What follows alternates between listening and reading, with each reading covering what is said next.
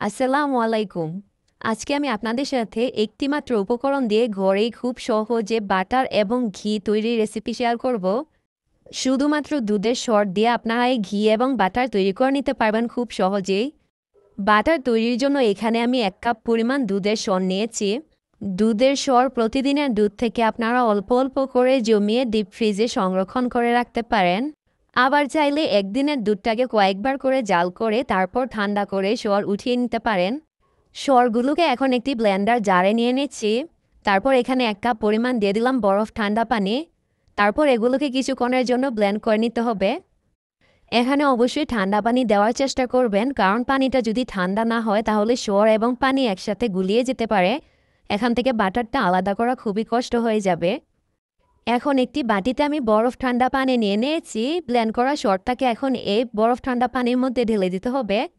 তারপর হাত দিয়ে আস্তে আস্তে নাড়তে নাড়তে দেখবেন এখান থেকে পানি এবং বাটার আলাদা হয়ে যাবে।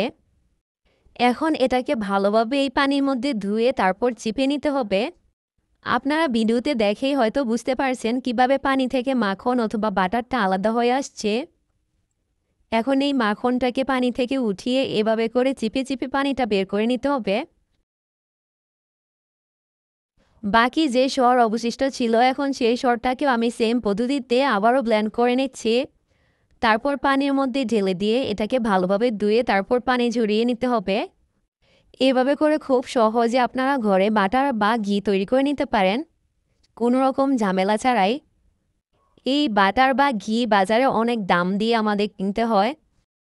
বাটার বা ঘিয়ের স্বাস্থ্য উপকারিতা কম বেশি আমরা সবাই জানি। বিশেষ করে বাচ্চাদের ক্ষেত্রে এটা খুবই উপকারী।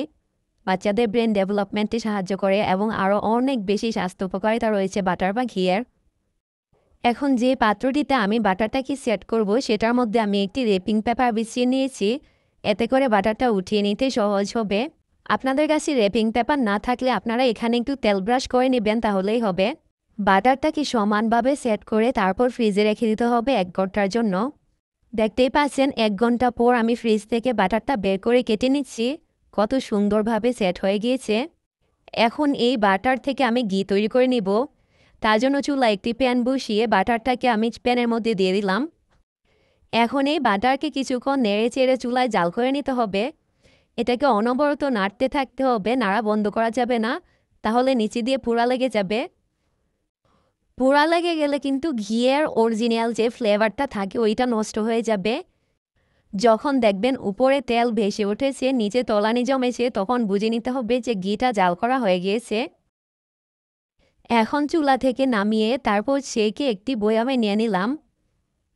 দেখুন কত সুন্দরভাবে ঘি তৈরি হয়ে গেল।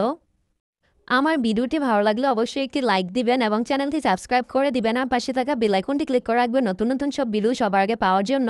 সবাই ভালো থাকবেন। আল্লাহ হাফেজ।